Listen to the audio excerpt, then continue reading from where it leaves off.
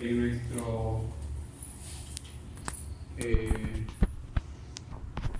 nuestra consulta mayormente vemos, y ahora justo es una época donde hay bastante escabiosis y donde la tejidos. Todos son procesos inflamatorios condicionados por presencia de parásitos. La escabiosis es una enfermedad infeccia contagiosa que también tiene otros nombres, le dicen sarna, le dicen acarosis, escabiosis, otros le dicen rasca-rasca. Lo cierto es que es producido por un ectoparásito llamado Sarcoptes cabei.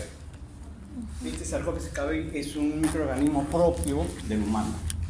Hay Sarcoptes también en los animales, o sea, hay sarna o hay problemas de escabiosis también en los animales, pero tienen su propio tipo de Sarcoptes. En el caso del humano es Sarcoptes cabei. ¿Ya? Esto se encuentra distribuido a nivel mundial, generalmente está relacionado con focos donde hay conglomerado de gente, ¿ya?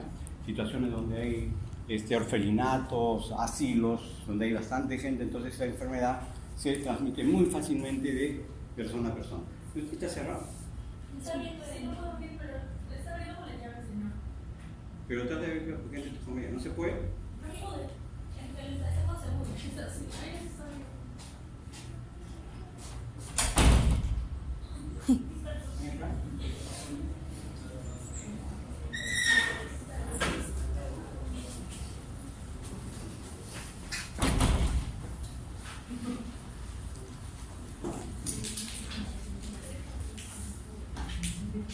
Entonces el cuadro clínico es universal, actualmente es condicionado por una presencia permanente, entonces ya no es una cosa de exterior, sino es una zona, ya es un cuadro clínico endémico, mayormente en esta época, en invierno, que pasamos a primavera, ahí donde se encuentra con mayor incidencia.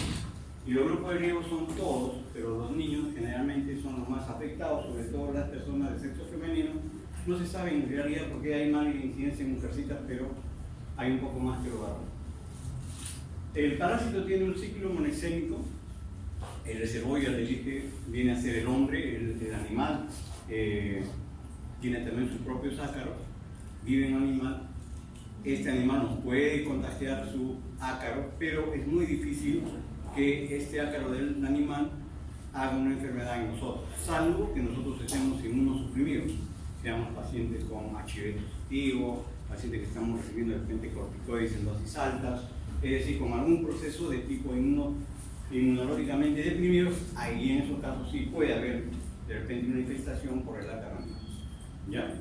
Entonces, generalmente el contacto es entre personas y es a través de este contacto donde se puede transmitir con mucho más facilidad. El contacto íntimo es uno de los más, digamos así, frecuentes en el proceso de contaminación.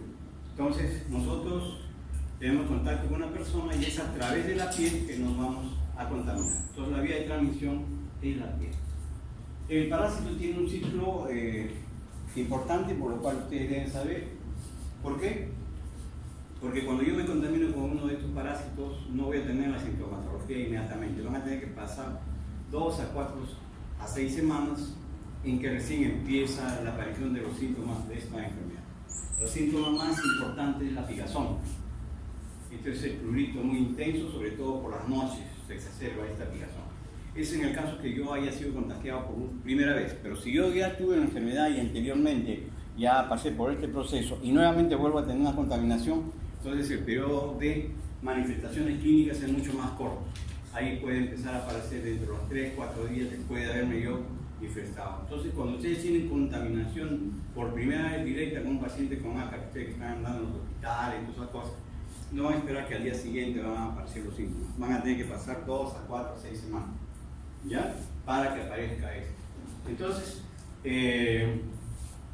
el proceso es, ya saben, tiene un tiempo y lógicamente que es mucho más fácil contaminarse y en pacientes inmunosuprimidos es mucho más fácil hacer el proceso de enfermedad. En algunos casos, cuando nos contaminamos y nosotros somos pacientes inmunosuprimidos, podemos hacer lo que se llama la sarna noruega. La sarna noruega es una invasión total, es una invasión bastante abrupta del ácaro en una persona inmunosuprimida. Este cuadro clínico se dio por primera vez en Noruega, se confundieron con múltiples enfermedades, menos imaginaron que era por ácaros y por eso le pusieron el nombre de sarna noruega. Entonces la sarna noruega es un proceso de infección por ácaros en personas inmunosuprimidas en el cual el parásito hace una infestación bastante intensa, bastante agresiva. Entonces el parásito es un elemento que difiere en el tamaño en cuanto al hembra y macho. El macho es mucho más pequeño que la hembra, obviamente es un parásito ovalado, redondo, aplanado, tiene 4 pares de patas. Los huevos son también unas estructuras bastante grandes, de 170 milímetros de longitud, también son prácticamente ovaladas y del cual salen unas larvas hexápodas cuando revientan. Esta metamorfosis del parásito es incompleta. La forma de desarrollo de estos parásitos es que ellos tienen un proceso de encuentro en la zona superficial de la piel, o sea, no es dente. En la parte superficial se encuentra el hombre y el macho, y entonces el hombre y el macho hacen el proceso de cópula, y entonces una vez que ocurre esto, el macho muere y la hembra se introduce al estrato córneo. Como ustedes saben, la piel, la zona de la epidermis tiene 5 estratos. Entonces es el estrato córneo a donde se introduce la hembra una vez que ha tenido el proceso de copulación con el macho. El macho muere inmediatamente, entonces la hembra es la que empieza dentro del estrato córneo a cavar unos túneles. Y es en estos túneles donde va dejando sus huevos progresivamente, 3 a 5 huevos más o menos al día, y en total más o menos tiende a depositar entre unos 30, 40 hasta 50 huevos. ¿Ya? Entonces, el parásito hembra es la que se introduce al estrato córneo. Esta hembra también muere, pero después de 4 o 6 semanas más o menos que ha hecho su ciclo reproductivo en cuanto a la deposición o la puesta de huevos, y también muere en el túnel. Este túnel, donde ya han quedado los huevos, estos revientan y salen unas larvas hexápodas. Estas larvas hexápodas salen a la piel, ¿ya? Y cuando salen a la piel se convierten en ninfas octápodas, en un proceso que dura 2, 3, hasta 4 días. Y ahí, en este proceso, mudan hasta en 2 oportunidades hasta convertirse ya en un parásito adulto. Entonces, nuevamente el ciclo se repite. Entonces, es importante porque cuando yo hago este tipo de hallazgo de estos parásitos, puedo hacer un corte histopatológico, y en esa zona donde está ocurriendo este proceso de activación del parásito, puedo encontrar todo esto en una biopsia. Para queratosis, que es un proceso de hallazgo de células del estrato córneo con núcleos, infiltrado inflamatorio, es decir, puedo encontrar linfocitos, citocitos, puedo encontrar depósitos de complemento 3 en la unión de epidérmica, y puedo encontrar modificación de las inmunoglobulinas AN. Es decir, esto en una biopsia de piel, y en el cual puedo encontrar todas estas alteraciones histopatológicamente. Y entonces, acuérdense que el parásito ya entró, va depositando su huevo, y entonces yo voy a tener el proceso inflamatorio, el proceso infectivo en 2 grupos de personas, en los lactantes y en los adultos, ¿cierto? En pacientes inmunocomprometidos y en pacientes inmunocompetentes.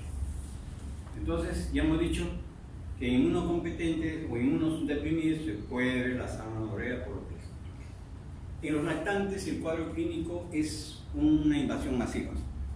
El cuadro clínico no respeta ninguna zona del lactante y lo invade, cabeza, cara, palmas y plantas, a diferencia del adulto donde respeta palmas y plantas, y entonces es una forma de diferenciación también del cuadro clínico. ¿Qué es lo que ocurre? Va a ocurrir dentro de la sintomatología el prurito intenso. Este prurito intenso al parecer es mucho más por la noche, y esto se debe probablemente a que el parásito parece ser que espera el reposo de la persona para que empiece a movilizarse en los túneles depositando sus huevos, y esta función de depósito causa una reacción de hipersensibilidad, la que se traduce en una picazón mayor por las noches. Entonces el paciente se relava mucho más por las noches, y cuando vemos a este paciente vamos a ver que va a presentarnos 2 tipos de lesiones, las directas y las indirectas. Las directas vienen a ser el surco acarino. ¿Qué es el surco acarino? El surco acarino es ese túnel que la hembra va cavando y que termina al final en un punto que se llama la vesícula perlada de Bacin. Esa vesícula perlada de Bacin es la parte final del surco acarino. Y entonces ahí es donde ustedes pueden encontrar el parásito, porque es la parte final por donde discurrió todo el elemento parasitario. Esa es la lesión elemental, donde ustedes, cuando hacen un estudio para poder encontrar el parásito, tienen que hacer el estudio a este nivel del surco acarino. Entonces ahí encuentran la vesícula perlada de Bacin, donde van a encontrar el parásito. En cambio, las lesiones indirectas son lesiones que se forman por una reacción de hipersensibilidad. Y entonces van a haber lesiones eritematopapular que van a tener una distribución simétrica en todo el cuerpo, sobre todo en la zona de pliegues, donde encontramos las lesiones más evidentes, en las zonas interdigitales, de las manos, en la zona de la muñeca, en la zona antecubital, en el pliegue axilar, en la zona inguinal, en la zona de la cara interna de los muslos, en la zona periumbilical. Son los sitios más clásicos de aparición de este tipo de lesiones, digamos así, de tipo indirectas. En estas lesiones indirectas no vamos a encontrar el parásito. Entonces, cuando yo quiero hacer un estudio del parásito para poder encontrar en un raspado, no lo voy a encontrar. Lo voy a encontrar, ya saben, en la lesión directa, o sea, en este surco acarino. Por eso es muy importante que sepan esto para que ustedes puedan tomar el momento del examen directo para que puedan encontrar el parásito. Los nódulos acarinos son también otro tipo de lesiones, en el cual el elemento acarótico ha hecho una reacción inflamatoria muy grande, muy amplia, que produce bastante picazón y que se localiza en los codos, en las axilas, generalmente con mayor facilidad en la zona escrotal y en la zona del pene en los varones. Entonces, en esa zona forma una reacción inflamatoria muy grande, con una lesión de tipo nodulares que producen bastante picazón. Entonces, acuérdense que también hay nódulos acarinos que se pueden encontrar dentro de estas lesiones que presenta el cuadro clínico. Aquí más o menos es un esquema de cómo el parásito hace todo este túnel y termina en esta vesícula perlada de Bacin. Ahí es donde ustedes pueden encontrar al parásito, ¿no? Y acá, cómo encuentran todo este proceso evolutivo que ya hemos explicado, en el cual el parásito poco a poco va haciendo su diseminación en el órgano y que no hay un tratamiento. Entonces, cuando yo llego a un diagnóstico, hago primero los antecedentes clínicos, ¿no? ¿Qué cosa tiene el paciente? ¿No es cierto? ¿Qué cosa presenta? ¿Qué síntomas? Y entonces yo hago también una parte de lo que es la epidemiología. La epidemiología significa si este paciente, ustedes le preguntan si tiene contacto con otras personas en el cual hay alguien que también le pique el cuerpo, alguien que también presenta algunas lesiones que él tiene, y entonces el paciente probablemente puede decir sí, alrededor de los amigos que tengo hay otro que también se rasca el cuerpo, le pica y todas esas cosas. O dirá que en mi casa también mi mamá, mi hermanito también tiene algo parecido, que le pica el cuerpo y está que se... Entonces es el dato epidemiológico. Quiere decir que hay una infestación donde ya se ha expandido y ha agarrado un grupo más grande. ¿Ya? Ahora, si yo no puedo hacer el diagnóstico directo y no estoy muy seguro, o perdón, clínicamente, y no estoy muy seguro, recurro a lo que es el examen directo o el acarotes. Es decir, el acarotes viene a ser lo que les dije antes. Se hace un raspado con una hoja de bisturí de la zona de la vesícula perlada, o sea, la parte terminal del surco. Entonces, ahí hago ese raspado, lo pongo en una lámina, le echo una gota de dióxido de potasio, lo pongo en una laminilla y lo puedo ver al microscopio. Es un examen que no demora más de un minuto y ustedes pueden tener el diagnóstico si es que hay alguna duda. Entonces, este es un examen muy fácil, muy sencillo y les puede ayudar bastante. ¿Ya? Pero tiene que ser del surco acarino. Más o menos es la imagen que cuando ustedes hacen el examen, les sale más o menos ese tipo de lesión y entonces van a encontrar ya el parásito. Estos de aquí son parte de restos de un huevo. Entonces, hecho, si ustedes hacen a ese nivel el raspado, van a encontrar de todas maneras si el cuadro clínico corresponde a la cabrosis, que está fijo. Entonces, una vez que tienen ustedes el diagnóstico, hacen prácticamente el tratamiento. El tratamiento es hay múltiples fármacos, desde los más antiguos hasta los últimos, que son muy buenos porque si lo saben aplicar, si lo saben administrar, van a tener el éxito correspondiente. Pero lógicamente tienen que sopesar algunos tipos de riesgos de alergia o de intoxicación que tiene o puede haber. Generalmente la aplicación mayormente del tratamiento es tópico, aunque último hay también tratamientos por vía oral. El albendazol, la ivermectina se pueden usar por vía oral. ¿Ya? No se debe aplicar sobre la cara y las mucosas, sobre todo, ¿ya? En los niños, por ejemplo, no se debe aplicar. Y si hay zonas de infestación o infección bacteriana porque se rascó el paciente y al rascarse hizo una contaminación bacteriana, entonces lo que ustedes tienen que tratar primero es esa infección bacteriana. Entonces tendrán que dar antibióticos para controlar esa situación sobreagregada en este paciente con escabios. Entonces, ¿qué pueden usar? Pueden usar, ya les dije, varios tipos de medicamentos de acuerdo al tipo de paciente. Aquí hay algunos medicamentos que se pueden utilizar, en el caso de Benzilo, la permetina, el gamma-benceno, la vaselina, el protamidón, el albendazol y el ivermectina. Todas son muy buenas siempre y cuando sepan administrar. El benzoato de Benzilo existe al 10 y 20%. En los niños se usa al 10%. Si ustedes le ponen 20% le crean una dermatitis de contacto. Entonces tiene que ser al 10%. Y el benzoato de Benzilo prácticamente elimina las formas adultas, no las formas jóvenes. Por lo tanto, ustedes tienen que administrar unos 5 días primeros esta sustancia, impregnarla en el cuerpo, dejar 5 días, digamos así, en descanso para nuevamente volver a aplicar otros 5 días. Con la finalidad que los primeros 5 días agarran las formas adultas, ¿no es cierto? Las formas jóvenes no las van a eliminar. Entonces, cuando estas formas adultas en la primera etapa se eliminaron, pasan estos 5 días, las formas jóvenes ya maduraron, y entonces en la segunda tanda del tratamiento eliminan a todos los elementos que están quedados. Entonces, es la forma de usar el benzoato de Benzilo. Si no lo saben usar así, no van a tener éxito. ¿Ya? La permetrina es otro elemento muy bueno. Esto sí se usa una sola vez, se dice cada semana, en 2 semanas.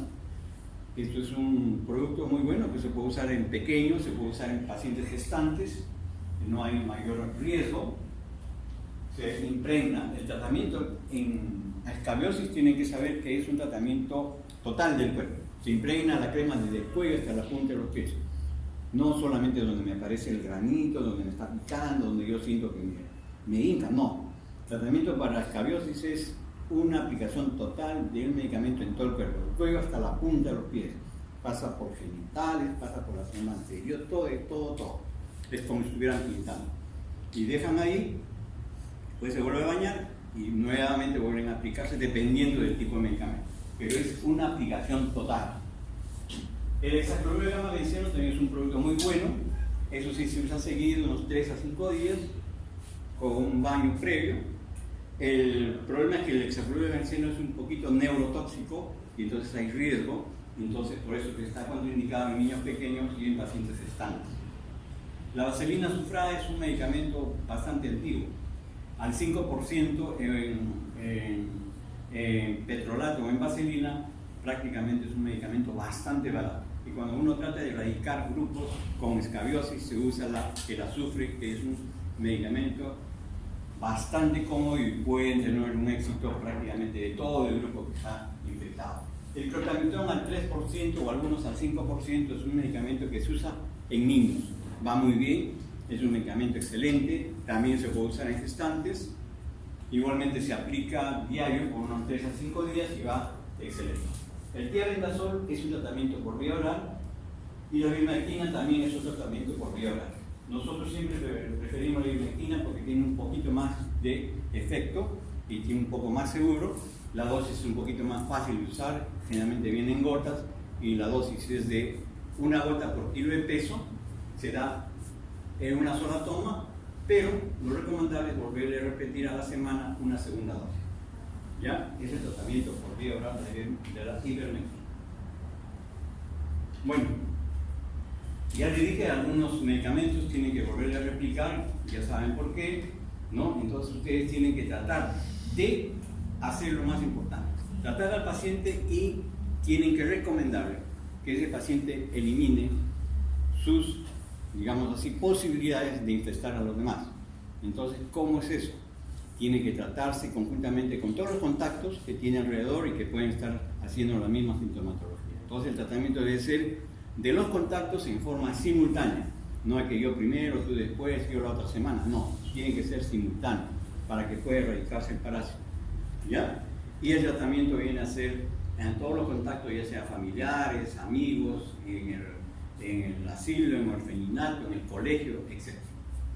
¿Ya? Entonces, los fármacos, si es bien aplicado, como dije, no hay ningún problema, ustedes van a tener éxito. Lógicamente, con mucho cuidado, sobre todo en los niños, en los pequeños y en las gestantes.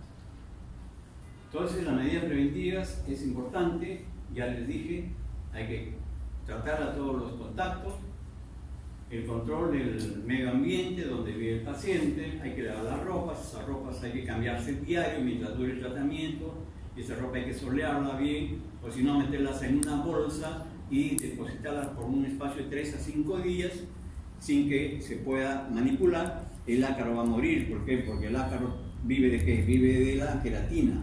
Al ácaro le gusta la piel, le gusta la queratina, de ahí se alimenta. Entonces, si está en una ropa y esa ropa ha sido guardada por unos 3 a 5 días o lo han estado lavando, prácticamente el parásito se va a ir eliminando. Entonces, todos los pacientes hay que buscar los contactos y estas son las medidas en caso de epidemia.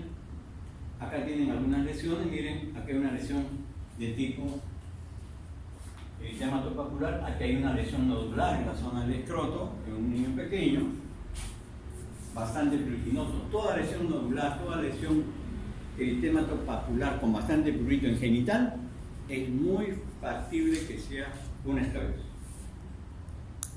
Ahí ven las lesiones en surcos, ustedes ven como si fueran unas lesiones así, como una raya. Estos son los surcos acarinos y terminan en un punto vesicular brillante. Esa es la vesícula perlada, así, que es el sitio donde ustedes se encuentran al parásito. Es el sitio de elección. Lesiones interdigitales, como les dije. Este es en un niño, en un pequeño, donde lo invade totalmente con lesiones eritematosas, pápulo-costrosas en toda parte del cuerpo, lesiones en el genital, en la cara interna de los muslos. Esta es la sarna noruega. Ustedes miran que están haciendo ya prácticas en los hospitales de dermatología, ven estas características medias escamosas, amarillentas aquí en los dedos, y tranquilamente pueden equivocarse con una psoriasis, ¿no? Fácilmente pueden pensar que es una reacción por psoriasis y entonces le dan tratamiento para psoriasis y nunca van a mejorar.